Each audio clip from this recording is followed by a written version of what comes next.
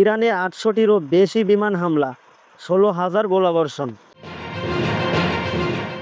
ইরানের বিরুদ্ধে যুদ্ধের প্রথম মাসে নিজেদের সামরিক অভিযানের একটি বিস্তারিত পরিসংখ্যান প্রকাশ করেছে ইসরায়েলি সামরিক বাহিনী। এক দীর্ঘ বিবৃতিতে তারা দাবি করেছে, এই এক মাসে তারা ইরানের অভ্যন্তরে ৮০০টিরও বেশি বিমান হামলা চালিয়েছে এবং প্রায় ১৬,০০০ বিভিন্ন ধরনের গোলাবারুদ ব্যবহার করেছে।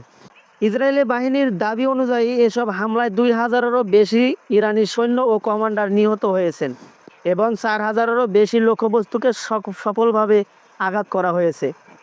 ইসরায়েলের এই বিশাল সংখ্যার দাবির বিপরীতে ইরানের পক্ষ থেকে তাৎক্ষণিক কোনো আনুষ্ঠানিক মন্তব্য পাওয়া না গেলেও দেশটির কর্তৃপক্ষ ক্ষয়ক্ষতির একটি বিভিন্ন চিত্র তুলে ধরেছে।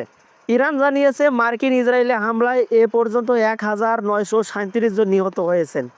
উদ্বেগজনক তথ্য হলো, নিহতদের মধ্যে ২৪০ জন নারী ও ২১২ জন শিশু রয়েছে, যার মধ্যে ৮ মাস বয়সী একটি শিশুও ছিল।